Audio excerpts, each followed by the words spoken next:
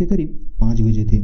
Office भी हाली हाली छुट्टी हुई थी, इसलिए पूरा रोड लोगों से जैम था। शीत का महीना था, इसलिए अंधेरा भी जल्दी होने लगा। पूरा दिन ऑफिस में काम करने के बाद मेरा शरीर जैसे एक पुरानी गाड़ी की तरह धीरे धीरे चल रहा था, धीरे धीरे रास्ते पे जा रहा था। अचानक किसी ने मेरा हाथ पकड़ लिया। घूमते ही देखा रोहित भाई है। मैंने कहा, रोहित भाई कैसे हो? रोहित भाई कहने लगा, अरे भुवन भाई, मैं तो तुम्हें ही ढूंढ रहा था। कुछ काम है, चलो साथ में चलते हैं। मेरा काम भी हो जाएगा और आपसे बातचीत भी हो जाएगी। मैंने पूछा रोहित भाई से, अरे कुछ तो बताओ, किधर जाना है, कहाँ जाना है? रोहित भाई कहने लगा, तू चल रहा है या नहीं, या पकड़ के लेके जाऊँ? रोहित भाई बचपन से ही थोड़ा मस्कुलर बॉडी टाइप सा है, इसलिए हर टाइम अपना ताकत दिखाता रहता है। मैं मना नहीं कर पाया, उसके साथ चल पड़ा। उसको जाना था सामने ही। दोनों चल रहे थे धीरे धीरे। रोहित ने अपनी जेब से एक न्यूज़पेपर निकाली, जिसमें एक ऐड था जहाँ लिखा था 100 साल पुरानी रहस्यमय चीन से आया हुआ पालंग की नीलामी होगी। दुनिया में ये सिर्फ एक ही है और दूसरा नहीं। उसी में ढूंढने के लिए जा रहा था। न्यूज़पेपर पे दिया हुआ नाम देखते देखते वो चल रहा था। रोहित अचानक चिल्ला के बोली, अरे ये रहा, यही गली है। गली के अंदर जाते ही पता नहीं क्यों दोनों को एक अजीब सी हवा महसूस हुई। शरीर जैसे कांपने लगी। मैंने रोहित की हाथ पकड़ी और कहा, भाई ये खटिया हमें नहीं चाहिए, हमारा इंडिया का खाट जिंदाबाद। रोहित ने हाथ छुड़ाकर कहने लगा, डरपोक कहीं का, यहाँ तक आए हैं वापस जाने के लिए? गली के अंदर जाते ही साइड पर एक बड़ा सा नीम का पेड़ भूत की तरह सर ऊपर करके खड़ा था। दूसरे साइड पर एक डस्टबिन थी। आधा खाया हुआ खाना से एक अजीब सी बदबू आ रही है। ऐसा लग रहा है जैसे सुबह का खाया हुआ खाना अभी निकल जाएगा। मुंह में नैपकिन लेके आगे बढ़ने लगा। साथ ही ऊपर से कुछ चमकादड़ आवाज निकालते हुए आगे बढ़ गया। इसी बीच दो कुत्ता कॉन्टिन्यूअसली चिल्लाने लगा। ऐसा लग रहा है जैसे उसके इलाके में कोई अनजान व्यक्ति आया हो। धीरे धीरे आगे बढ़ने लगा। जितना आगे बढ़ा उतनी लोग कम होती गई। दूर से एक पियानो की हल्की सी आवाज आने लगी कानों में। जाते जाते एक चाइनीज डॉक्टर की एक साइन बोर्ड देखा, बहुत पुरानी। आखिरकार हम पहुंच गए उस घर पे। ऐसी घर मैंने बाप के जमाने में नहीं देखा। ऐसा लग रहा था जैसे घर को पोलियो हुआ है। टूटी हुई दरवाजे से दरवाजा खोल के अंदर आ गया। घर के अंदर आते ही मेरा दिल बैठ गया। इतने आदमी यहाँ कहाँ से आया? हम लोग जिस गली से आया वहाँ पे एक परछाई भी नहीं थी। इतनी लोग यहाँ कहाँ से आया? सबकी चेहरे पे एक अजीब सी घबराहट थी। देश विदेश से आया हुआ लोग, लेकिन किसी के भी मुंह में एक शब्द नहीं था। ऐसा लग रहा था जैसे एक पिन भी गिरा उसका भी आवाज आएगा। कुछ देर बाद एक बूढ़ा चीना आदमी हमारे पास आया।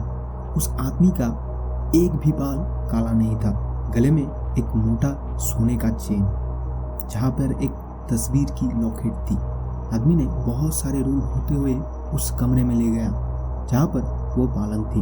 उस रूम में पहले से ही बहुत लोग था। पूरा रूम अंधेरा छाया हुआ था। सिर्फ वो पालंग पर लाइट गिर रही थी। खाट देखते ही मेरा मन भर गया। ऐसी खाट मैंने कभी नहीं देखी। एक तरफ बुद्ध का डिजाइन किया हुआ है और एक तरफ एक पेड़ का डिजाइन किया हुआ है। खाट ज्यादा बड़ा नहीं था, 2 आदमी आराम से रह सकता था। अजीब बात तो ये थी, खाट बढ़ाकर 10 लोग भी रह सकते थे। सभी लोग लेने के लिए राजी हो गया। प्राइस धीरे धीरे बढ़ने लगा, लेकिन आखिर में खाट मिला रोहित को, वो भी 2500 में। खाट लेके घर जाते जाते 10 बज चुके थे। जिसने भी खाट को देखा वो भी कहने लगा, वाह क्या खाट है। रोहित के घर से खाना खाने के बाद मैं वहां से चला आया। जाने के वक्त रोहित कहने लगा, आना जरूर। मैंने कहा ठीक है। मैं घर चला आया और सो गया। दूसरे दिन सुबह जब हुई, रोहित मेरे घर के सामने था। बाल बिखरे हुए थे, मुंह सूखा हुआ था, आंख जैसे पूरा लाल। लग रहा था सारा रात सोया नहीं है। मैंने हैरानी से पूछा, अरे क्या हुआ, कुछ बोल। रोहित कहने लगा, कोई है। रोहित की गले से आवाज नहीं आ रही थी। मैंने थोड़ा उसे पानी दिया। पानी पीने के बाद वो सब कुछ बोला। मैंने अंदाजा लगाया था कि कुछ होने वाला है। आखिरकार ये तो एक पुरानी रहस्यमय एक घाट है, कुछ तो होने वाला था। कुछ देर बाद रोहित ने उस रात की पूरी कहानी बताई। रोहित उस घाट पर सोया हुआ था। अचानक ऐसा लगा कि कोई घाट को हिला रहा है। उसने बत्ती जलाई, देखा कुछ नहीं है, फिर सो गया। कुछ देर बाद फिर से आवाज आई। लग रहा था जैसे घाट दीवार से टकरा रहा है, ऐसी आवाज। फिर से उठकर लाइट जलाया, नहीं, सब ठीक है। फिर भी कोई गड़बड़ नहीं लगा, सब कुछ शांत है। रोहित फिर से सो पड़ा, लेकिन इस बार लाइट ऑफ नहीं की। उसने सो पड़ा। भोर के टाइम पे कुछ अजीब सी आवाज से उसकी नींद खुल गई। कोई उसके खाट पर बैठा है और धीरे धीरे रो रहा है। मैंने तुझे पहले ही कहा था, खाट लेके कोई काम नहीं, अब ले। रोहित बोला, देख भुवन, जो हो गया सो हो गया। अब मुझे बचा, इस खाट से मुझे बचा। पता नहीं क्यों उस खाट से एक माया सा हो गया है, उसे छोड़कर नहीं रह पाऊंगा। तुम मेरी मदद करो भुवन, आज रात मेरे साथ रहो।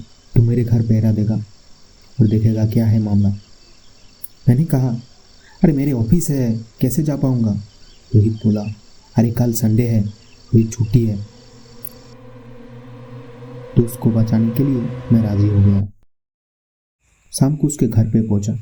मेरे को देखते ही वो खुशी से कहने लगा, अरे भाई तू आ गया, चल अंदर चल। रोहित की माँ कहने लगी, देखो भुवन, कब से कह रहा हूँ बेच दे उसे। रोहित कहने लगा, माँ 2500 से खरीदा हुआ, कैसे बेच दूँ। खाना खाने के बाद रात जगने की सारी सरंजाम लेके दोनों उस कमरे में गया जहाँ पे वो पालंग थी। दोनों एक एक किताब लेके बैठ गया। दोनों मिलके प्लान किया, रोहित जब सोएगा मैं जागूंगा और मैं सोऊंगा वो जागेगा। किताब खोल के बैठ गया, एक भी वर्ड नहीं पढ़ पाया। कान खड़ा करके एक दृष्टि से देखने लगा चारों तरफ। ऐसा लग रहा था जैसे कोई आएगा और हम दोनों का गला दबाएगा। नीचे के कमरे में घड़ी की 2 बजने की आवाज आई। अचानक घर की खुली हुई खिड़की बंद हो गई। उस टाइम पे ऐसा लग रहा था मैं उड़ रहा हूँ, जिंदा हूँ या मर गया हूँ ये भी नहीं मालूम चल रहा था। कुछ समझ में ना आकर मैंने रोहित को जगाया। रोहित रोहित रोहित हू करके उठा। मेरे मुंह से कोई जवाब नहीं आ रहा था। रोहित मेरे कंधे पर हाथ रखकर कहा, क्या हुआ। मैंने उसे कहा, डर लग रहा है, डर लग रहा है, बहुत डर लग रहा है। रोहित कहने लगा, वो तो दिख रहा है, अब तू सो जा, मैं जागता हूँ। मैंने कहा, अभी नहीं सो पाऊंगा, वैसे भी नींद नहीं आएगा। उसके बाद मैं और रोहित दोनों दीवार पे पीठ रख के चुपचाप बैठा रहा, एक भी आवाज नहीं निकाली। दीवार पे एक गिरगिट था, उसे ही घूर रहा था और ऐसा लग रहा था जैसे हम दोनों की हालत देखकर वो गिरगिट भी फिल करके हंस रहा है। दोनों चुपचाप बैठे हुए थे। तभी अचानक घर की सारी लाइटें एक साथ ऑफ हो गई। अचानक घर के चारों तरफ एक अजीब सी डरावनी हंसी आने लगा। ऐसी हंसी मैंने पहले कभी नहीं सुनी थी। हंसी जैसे खत्म ही नहीं हो रहा था। मैंने चारों तरफ देखा, कोई नहीं है। लग रहा था जैसे दरवाजे के उस पार कोई है। दरवाजे के ऊपर रोहित ने टॉर्च दिखाया, लेकिन इससे हुआ उल्टा। वो हंसी अब बदल चुकी थी रोने में। कोई एक सुर से रो रहा था। पूरा घर रोने की आवाज से भर गया। रोने की आवाज खत्म हो रही थी उस बेड पर जहाँ पर हम दोनों बैठे हुए थे।